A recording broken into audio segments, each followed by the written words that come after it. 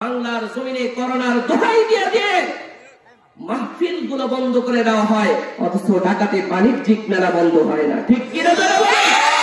ইস্তেমার মধ্যে একটা বড় একটা মাধ্যম, আমাদের দিন পাওয়ার একটা বড় একটা মাধ্যম, সেই ইস্তেমাকে বন্ধ করে দেওয়া হয়, কিন্তু বইমেলার বাণিজ্যিক মেলা বন্ধ করা হয় না।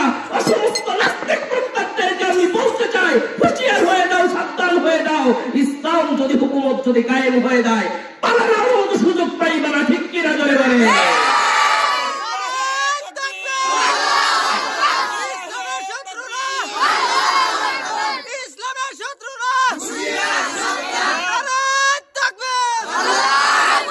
আমার ভাইরা, আমার বন্ধুগণ, ইসলামের হক কথা বলতে, ইসলামের কথা বলতে গিয়ে আজকে আমাদের উস্তাদ হযরতে আল্লামা মাহমুদুল হক সাহেব দামাত বারাকাতুহুল আলিয়া কারাগারে প্রহর গুনছে।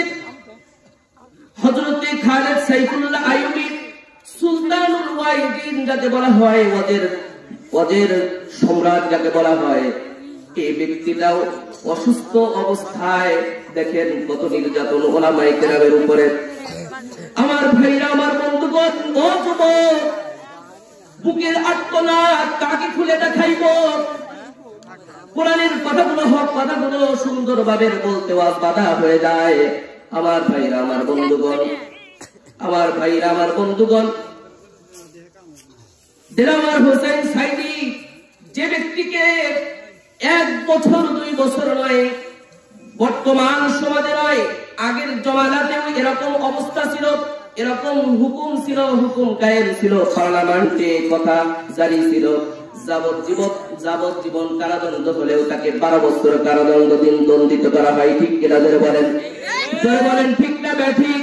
আজকে এক যুগ হয়ে যায়, কোরআনের এই পাখিটাকে অসুস্থতা অবস্থাতেও কারাগারে বন্দী করে রাখা হয়েছে। ঠিক কিনা? ধরে আওয়াজ দিয়ে বলো, ঠিক কিনা? মুসলমান ইমানদার বুকের আত্মনাদ, ও মুসলমান ইমানদার ভাইরা দিয়ে আমার